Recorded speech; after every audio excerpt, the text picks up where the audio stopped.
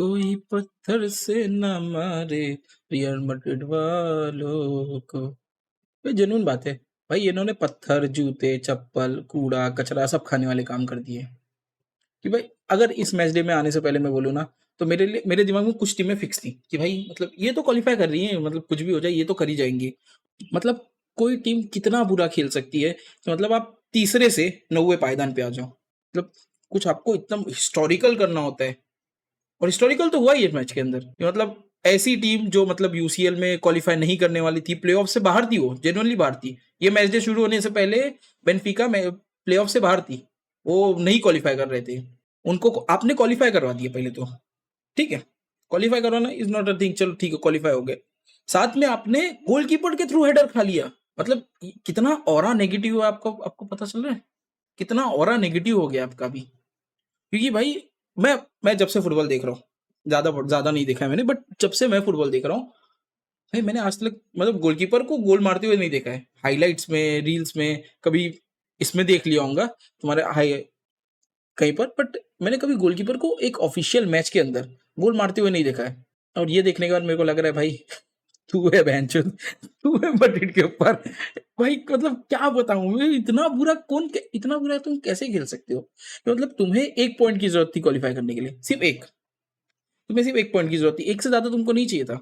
एक गोल मार देते तुम क्वालिफाई हो जाते, 8th नंबर पे आ जाते। तुम्हारा जीडीपी इतना अच्छा था, मतलब तुम वो भी नहीं कर पाए हो, वो भी नहीं कर पाए हो। और तुम सोच रहे हो अभी 16वां जीतेंगे। मानता हूँ 15 चैंपियंस लीग तुम्हारे क्लब ने जीती है, सही बात है, 15 चैंपियंस लीग तुम्हारे क्लब ने जीती है। बट जो करंट स्क्वाड है ना तुम्हारी, वो ये बोले कि भाई हमने 15 चैंपियंस लीग जीती, वो अच्छा नहीं लगता है। क्योंकि उसमें से बहुत कम प्लेयर्स होंगे जिन्होंने ना वो 15 में से 5 में भी अपना योगदान दिया होगा। तो तुम ना ही बोले। और ये प्लेयर्स जो हैं इनको भाई चाहिए कोई अच्छा मैनेजर। क्योंकि भाई करंट जो तुम्हारा मैनेजर है आरबी लोड़ा, वो भाई वो बंदा कुछ भी होता है ना, वो अपनी पिछवाड़े खड़े कर लेता है, प्रेस के सामने अपने पिछवाड़े खड़े कर लेता है, और जितने प्रेस के तीर आते हैं वो अपने पिछवाड़े पे ले लेते हैं। तुम उसका कोई भी इंटरव्यू सुन लो, कोई भी इंटरव्यू सुन लो, भाई ने अपना पिछवाड़ा इतना बड़ा कर लिया है ना, वो सारे प्रेस के तीर खा रहे हैं। और वो इसी दम पे टिका हुआ है मैड्रिड के अंदर। अगर वो 3 ना ले ना, तो इसका भी भाई चलती का चांद बना देंगे इस बंदे को। बाकी सबसे अच्छा दिन जिस फैन बेस का जा रहा है वो है भाई बार्सिलोना। मतलब जितना अच्छा होना चाहिए था, जितना अच्छा हो सकता था एक दिन के अंदर, भाई वो हमारे साथ सब अच्छा हो गया। क्योंकि मैच डे 7 में हमारे साथ क्या था कि भाई ये टीम अपना पॉइंट ड्रॉप कर दे, ये टीम थोड़ा मतलब हार जाए, तब हम कहीं जाके क्वालिफाई होंगे। और भाई वो सब कुछ हुआ, वो सब कुछ हुआ भाई। कोपेनहेगन को हम लोग 4-1 से हराया, 4-1। ये स्कोर लाइन सुनने में बड़ी ये लगती फैसिनेटिंग, मतलब भाई हमने तोड़ा ही होगा। सही बात है, हमने तोड़ा है, अच्छा खासा तोड़ा उनको, बट सिर्फ सेकंड हाफ में। फर्स्ट हाफ में बस हम एग्जिस्ट कर रहे थे। फर्स्ट हाफ में मैं जेन्युइन बता रहा हूँ, फर्स्ट हाफ में मुझे नींद आ रही थी। 25 मिनट के बाद मैंने पहले 25 मिनट मैंने मैच बड़ा ध्यान से देखा। उसके अगले 25 मिनट के बाद आई वॉज लाइक, मैं आधी में नींद में था, मैं जाग नहीं रहा था, मैं सो रहा था। तो मेरे को नींद आ रही थी भाई, मैं कैसे करता। वो तो क्या है कि भाई इतना ज्यादा कान में आवाज आ रहा था, भाई सोफा स्कोर भाई, ये सोफा स्कोर वाले से मेरे को बड़ी नफरत है। ये साले मैच अगर गोल पड़ने वाला है ना, तो उससे पहले ही मैसेज आ जाता है ये लोग का गोल आने वाला है। वो जो एक्साइटमेंट रहती है ना, एक्साइटमेंट खत्म हो जाती है। अब कैसा रहता है कि अब मैच में भी, या आउट ऑफ द टॉपिक जा रहा हूँ, बट मैच में भी अगर मैं देख रहा हूँ मैच कोई, और इनका मैं कोई अच्छा अटैकिंग सीक्वेंस चल रहा है, इनका मैसेज नहीं है, तो मुझे लगता है भाई गोल नहीं किया। तो कैसा वो दिमाग में ये बन जाते हैं, let's not go sideways, but match के ऊपर आते हैं। भाई फर्स्ट हाफ में बार्सिलोना का हगाड़ परफॉर्मेंस, ऐसा नहीं था बार्सिलोना अच्छा नहीं कर रही थी, बट कहीं ना कहीं वो एक बोलते हैं ना, मिडफील्ड का जो कंट्रोल था वो लैक कर रहा था। एरिक गार्सिया अच्छा करने की कोशिश कर रहा था, को बहुत कुछ करने की कोशिश कर रहे थे, बट वो फाइनल पास जो पिछले मैच में था भाई ओविडो के खिलाफ था, कि भाई मिडफील्ड में वो कंट्रोल नहीं है, वो फाइनल पास लेकिंग कर रहे हैं। सेम चीज यहाँ पे भी थी। अब जब सेकेंड हाफ चालू होते हैं, सेकेंड हाफ में एक बहुत माइनर ट्विक करता है जो मेजर रिजल्ट देती है, वो है भाई एरिक गार्सिया को आप बाहर करते हो, अंसिफिक डालता है मार्क बर्नाल को। और ये गेम मार्क बर्नाल को डिफाइन करता है। आप आगे आप जब भी जाओगे, तो आप इस मैच को याद रखोगी, भाई मार्क बर्नाल ने यहाँ पर वो परफॉर्मेंस ड्रॉप की थी, जिससे मार्क बर्नाल को मार्क बर्नाल के जैसा देखा जाएगा। मार्क बर्नार्डो क्यों बोलते हैं भाई सर्जियो बुस्केट्स का रीजन है, ये है, वो है? क्योंकि भाई ही आल्सो ब्रिंग्स द कामनेस, काम, कंट्रोल, कंपोज्ड, जो एक प्लेयर होना चाहिए हमको एक मिडफील्ड में चाहिए था। भाई वो वैसा लेके आता है। हमारे पास पेड्री नहीं था, हमारे पास फ्रैंकी नहीं था, दोनों नहीं थे। तो कौन होता हमारे लिए? कसाडो भाई वो फट-फट बॉल चलाने वाला आदमी है। अब बॉल मिली दे दो, बॉल मिली दे दो, ऐसा वाला डिस्ट्रीब्यूशन, उसकी डिस्ट्रीब्यूशन। बट भाई हमको एक प्लेयर चाहिए था कंपोज, बॉल मिलते ही थोड़ा काम करे, गेम को स्लो करे, और वो सेम काम, एग्जैक्ट काम किया मार्क बर्नार्ड ने।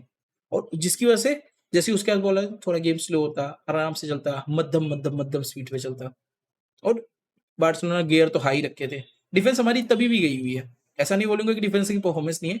कुछ अच्छे टैकल्स जिरार्ड मार्टिन ने मारे, बहुत अच्छा परफॉर्मेंस पाउ कुबार्सी का भी रहा है, तो भी डिफेंस हमारी शेकी रहेगी एज ऑलवेज।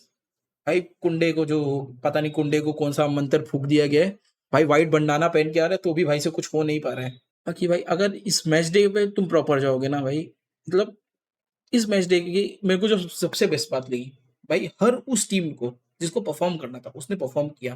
तुमको मेजर अपसेट्स भी देखने मिलेंगे इसमें। भाई मतलब बोर्डो ग्लिम्ट ने एथलेटिको मैड्रिड को हराया 2-0 से, 2-0 या 2-1 से हराया। तो मेजर अपसेट भी तुमको देखने मिलेंगे।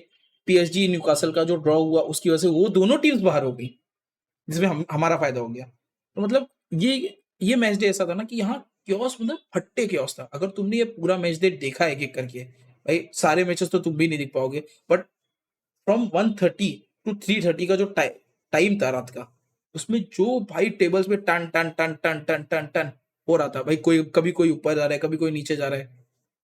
भाई स्पोर्टिंग क्वालिफाई हुई है। मेरा एक थोड़ा ये है कि भाई स्पोर्टिंग भी क्वालिफाई हो गई, टॉप 8 में क्वालिफाई हो रही है, और मैड्रिड नहीं हो पा रही है। तो ये थोड़ा क्वेश्चन की बात है भाई रियल मैड्रिड के ऊपर, कि आप इतनी बड़ी लेगेसी लेके आते हो, इतनी बड़ी लेगेसी लेके आते हो, इतनी बड़ी आप टीम हो, और आप क्वालिफाई नहीं हो पा रहे हो। आप एक पॉइंट के लिए सर्वाइव कर रहे हो, एक पॉइंट के लिए लड़ रहे हो, एक पॉइंट के लिए, एक गोल के लिए आप नहीं स्कोर कर पा रहे। क्या करोगे? मतलब आपको क्या, आप क्या उम्मीद रखते हो खुद से कि मतलब आप चैंपियंस लीग ये सीजन का या अगले सीजन का आप उठाने की आपके पास कोई प्लान नहीं है, कुछ प्लान नहीं है। प्लान के नाम पे आपके पास वही कार्लो एंसेलोटी का फ्री फ्लोइंग फुटबॉल है, जो कार्लो एंसेलोटी खुद नहीं चला पाया था एम्बापे के आने के बाद। तो आप क्या घंटा चला पाओगे?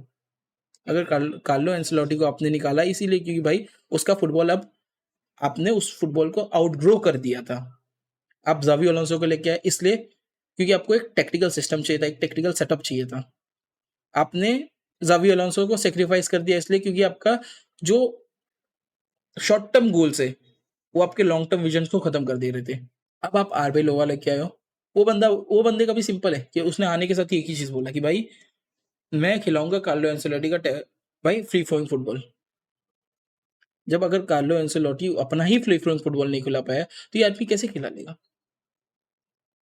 क्वेश्चन बहुत सारे हैं मैड्रिड के ऊपर, हद से ज्यादा क्वेश्चन है। और भाई ये मैड्रिड की मैनेजमेंट को आंसर करना होगा। मैनेजर तो भाई मैनेजर तो चूतिया है, जेन्युइन बताऊं, मैनेजर चूतिया है, उससे कुछ नहीं हो रहा। वो उसको रखा ही इसलिए कि भाई प्लेयर्स को कोई गाली दे तो भाई वो शील्ड बन के खड़ा रहेगा, ऐसा कैप्टन अमेरिका का। बाकी उसका कोई काम नहीं है, वो कुछ करता फिरता नहीं है। उसको प्लेयर्स बताते हैं भाई।